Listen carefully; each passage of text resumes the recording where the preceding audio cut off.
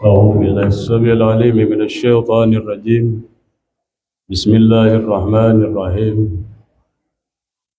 السلام عليكم ورحمة الله وبركاته. الحمد لله رب العالمين الذي ألف بين قلوبنا وأصبحنا بنعمته إخوانا. أشهد أن لا إله إلا الله وأشهد أن محمدا عبده ورسوله.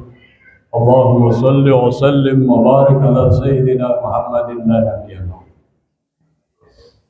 Hadirin yang dirahmati Allah Subhanahu wa taala.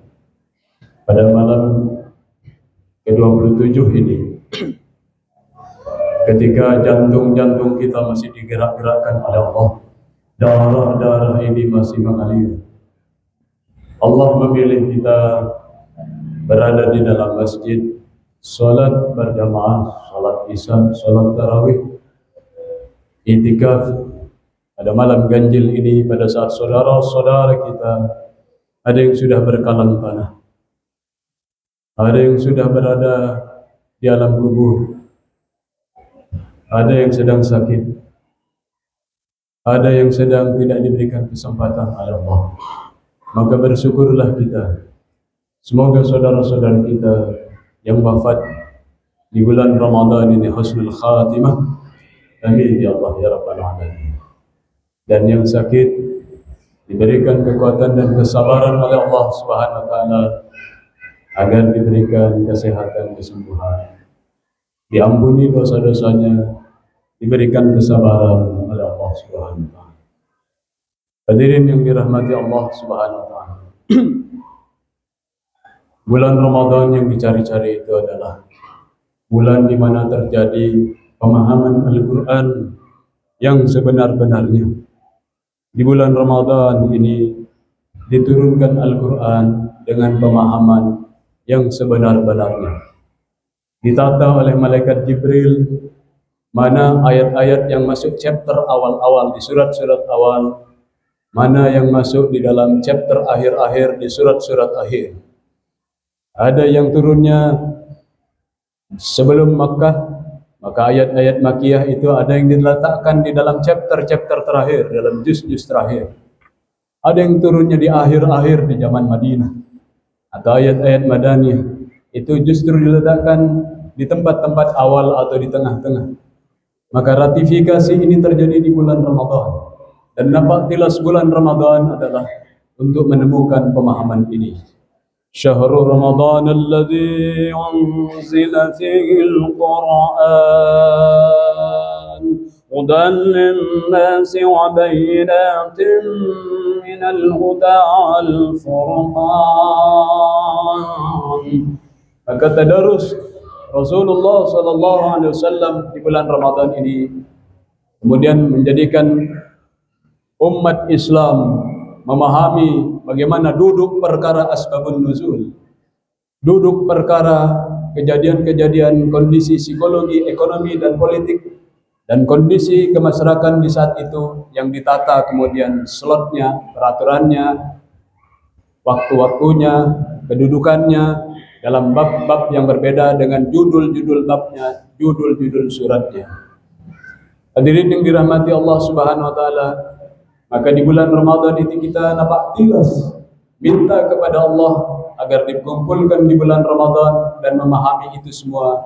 Hudal linnasi wa bayyinatin minal huda wal furqan. Membaca Al-Quran di bulan Ramadan, mendalami Al-Quran di bulan Ramadan, kita akan menemukan hubungan pemahaman al-fahmu tentang bagaimana sejarah Quran diturunkan dan bagaimana cara pakainya. Bagaimana how to, cara memakai Al-Quran itu. Karena di situ disebutkan hudal linnas, petunjuk bagi manusia, wa bayyinatin minal huda wal furqan, dan lalu bagaimana menemukan cara pakainya sehingga tajam mana yang salah, mana yang benar. Disitulah kehebatan Al-Quranul Karim yang ditata di bulan Ramadan.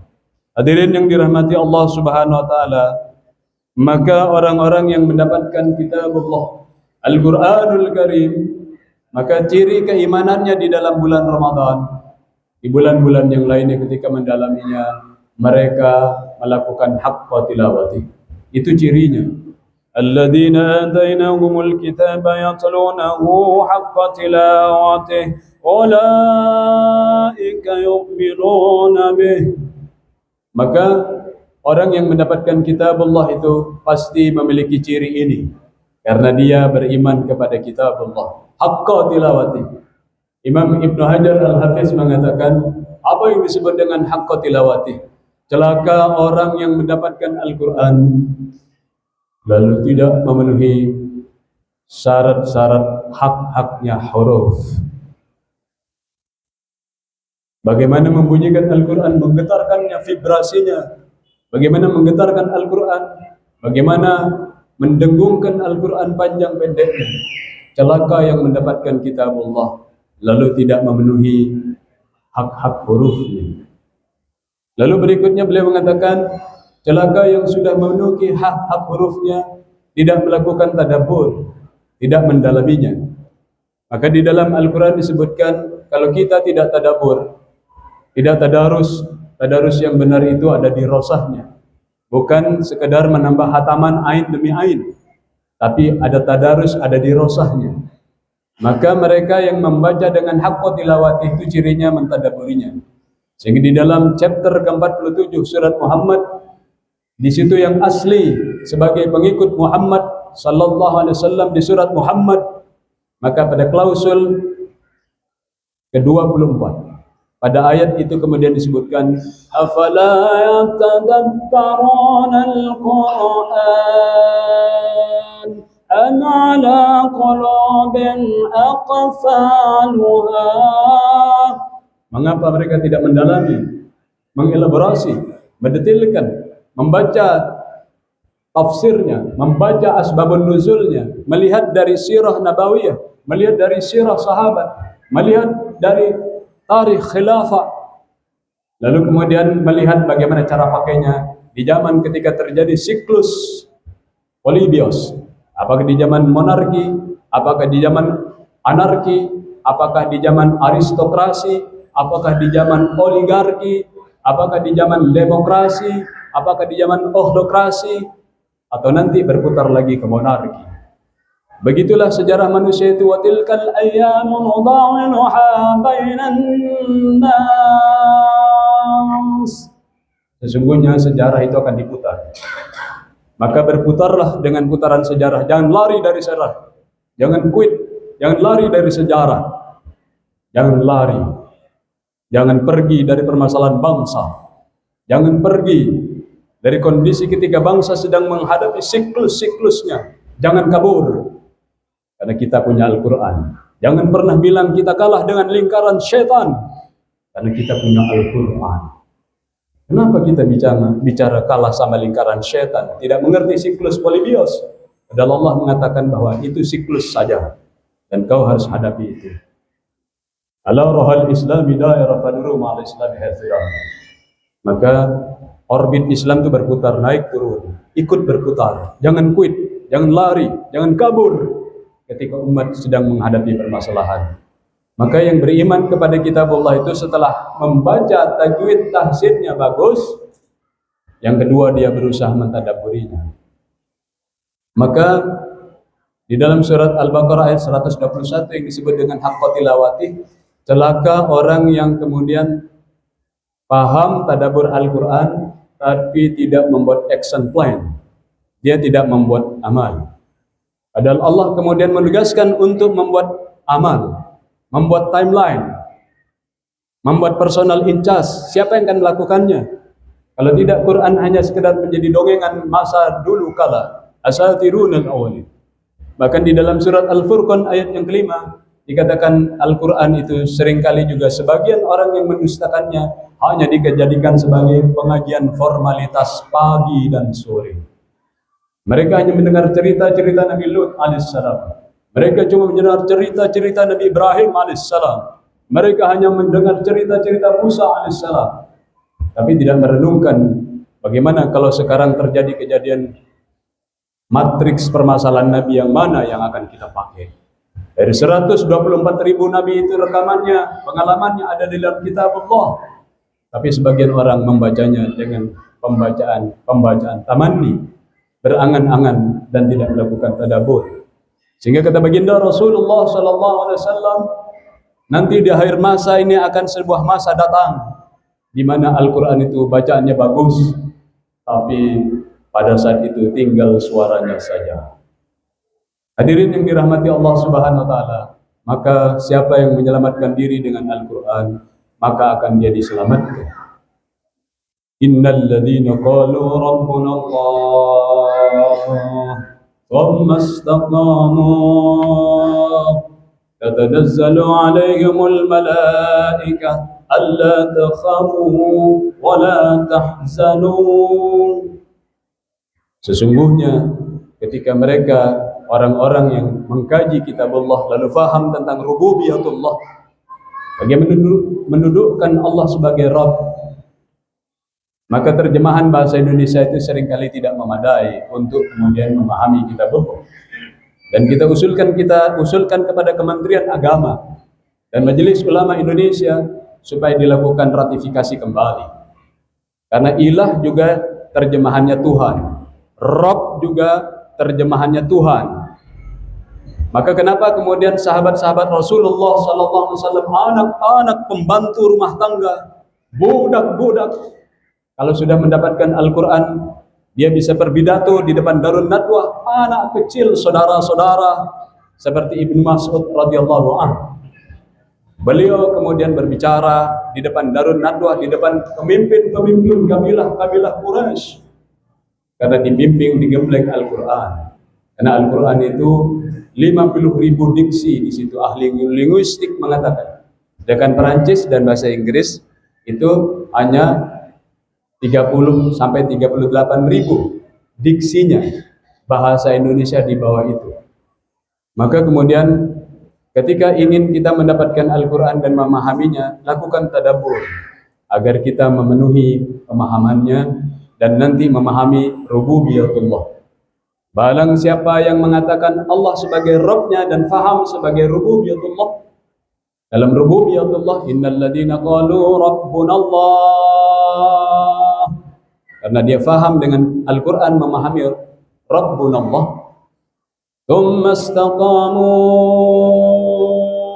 kemudian di istiqomah. Sayang sekali terjemahannya istiqomah lalu kemudian konsisten.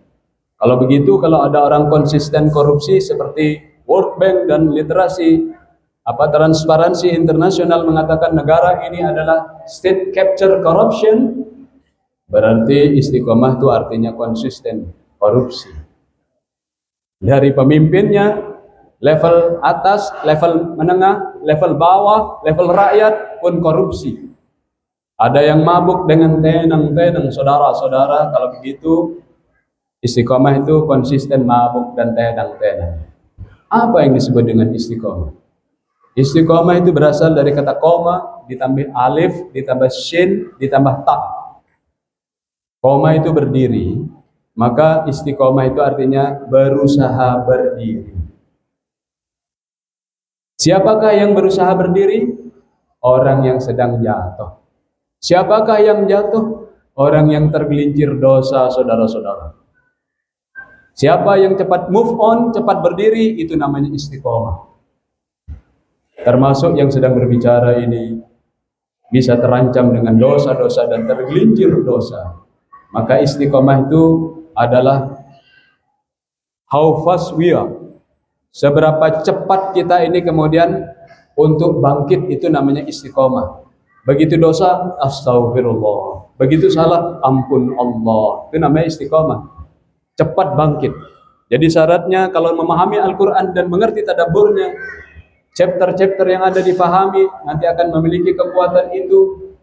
Maka Allah menyukai hal murtahal. Baca Al-Fatihah sampai An-Nas, ulangi lagi Al-Fatihah sampai An-Nas, baca lagi Al-Fatihah sampai An-Nas. Tapi kontennya adalah haqqa tilawati. Benar tajwidnya, benar tahsibnya, benar tadabburnya, bikinkan action plan-nya. Itu yang disebut hal murtahal, hataman kalau bahasa kita. Maka siapa yang mendapatkan itu, nanti dia akan mendapatkan pemahaman rububiyatullah yang benar dan kemudian memahami istiqomah dengan benar. Kalau itu bisa terjadi, saudara-saudara, Bapak-bapak, para guru, para alim ulama yang hadir yang dimuliakan Allah Subhanahu wa taala, maka jaminannya adalah innal ladzina qalu rabbuna Allah thumma istaqamu tatanazzalu alaihimul malaikah alla takhafu wa la tahzanu. Itu arahnya. Maka kalau orang faham dengan Al-Quran dan dia memahami rububiyatullah dan istiqomah, maka dia akan dikawal oleh malaikat yang datang. Di dalam surat Ar-Ra'd ayat 11, Allah menugaskan malaikat menjadi bodyguard kita depan dan belakang. Sayang ada orang yang bangga dikawal oleh ajudan-ajudan, asisten-asisten dan bodyguard, dia lupa Allah menyediakan fasilitas bodyguard, pengawalan dari depan dan belakang. Surat Ar-Ra'd surat 13 ayat 11. Maka kalau kita dapat Al-Quran nanti, malaikat pengawal itu akan membimbing kita. Alla takhafu. Jangan takut melihat masa depan. Ada orang bilang, ini Indonesia sudah termasuk dalam state capture corruption. Jangan kabur. Ada malaikat dan Quran yang akan memberitahu bagaimana solusinya. Ketika oligarki itu sudah mengepung, ketika monarki itu sudah berbuat zalim, ketika militer itu sudah mengawal oligarki, itu sebagaimana ceritanya Musa alaihissalam melawan komplotan-komplotan Fir'aun, Haman dan Qarun. Maka ketika kita faham Quran, maka nanti akan dikawal tentang roadmap masa depan. Alla takhafu, jangan takut. Setelah Ramadan ini mendalami Al-Quran, nanti dikasih peta jalan, terbuka jalan-jalan kita. Wala tahzanu, jangan hanya mengeluh masa lalu, ada hutang, ada kesulitan negara, ada tipuan demi tipuan. Mendekatlah kepada Al-Quran agar kita diangkat derajatnya pasca Ramadan ini, di mana kita menangis supaya sampai di bulan Ramadan yang kita lalu paham, unzila fihil Quran hudan linnasi wa bayyinatin minal huda, lalu kita kemudian dikawal bangkitnya, istiqomahnya karena dikawal malaikat yang terus mengawal peta jalan ke depan dan menyebabkan kita tidak hanya bisa mengeluh atas kesulitan masa lalu. Barakallahu li wa lakum fil Qur'anil Karim wa nafa'ani wa iyyakum bima fihi minal ayati wa dzikril hakim.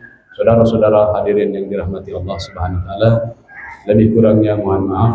Wallahu yaqulul haqq wa huwa yahdis sabil. Assalamualaikum warahmatullahi wabarakatuh.